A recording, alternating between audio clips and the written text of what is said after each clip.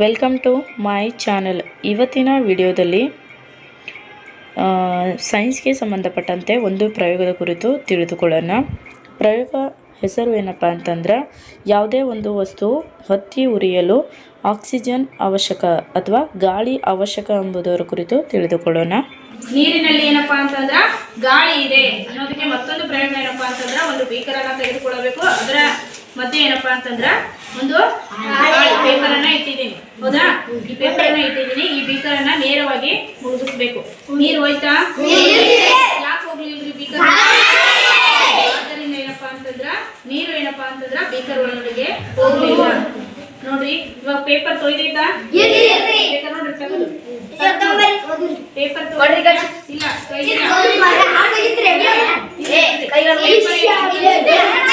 ಏನಾಗಿದೆ? ತೊಯ್ದಿಲ್ಲ.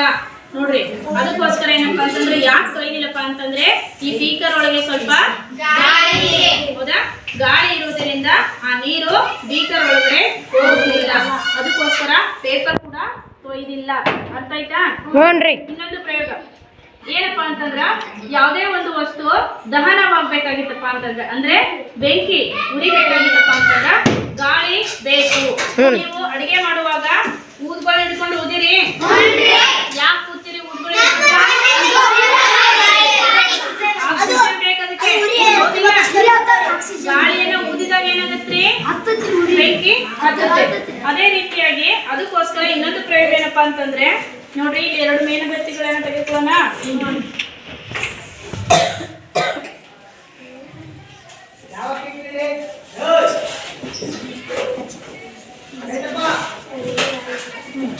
ನೋಡ್ರಿ, ಎರಡು ಮೇಣದ ಬತ್ತಿಗಳನ್ನ ತೆಗೆದುಕೊಂಡಿದ್ದೇನೆ.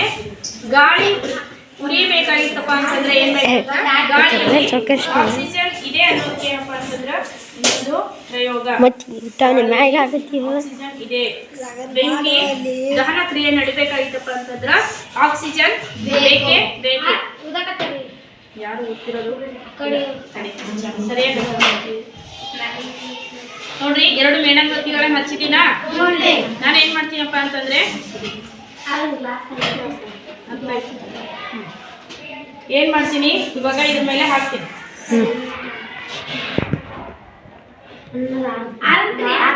ಏನಾಯ್ತ್ರಿ?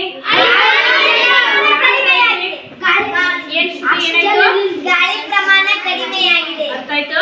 ಗಾಳಿಯ ಪ್ರಮಾಣ ಕಡಿಮೆ, ನಿಧಾನವಾಗಿ ಕಡಿಮೆ ಆಗುತ್ತಾ ಏನಾಯ್ತು? ದೀಪ ನಿಧಾನವಾಗಿ ಹೌದಾ ಇಲ್ಲ?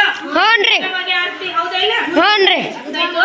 ಯಾವುದೇ ಒಂದು ವಸ್ತು ದಹನ ಕ್ರಿಯೆ ಆಗ್ಬೇಕಾಗಿತ್ತಪ್ಪ ಅಂತಂದ್ರೆ ಆಕ್ಸಿಜನ್ ಬೇಕೇ ಬೇಕು. ತಿಳಿತಾ? ಲ್ಯಾಕ್ಸ್ ಹಾಕ್ರಿ ಮತ್ತೆ.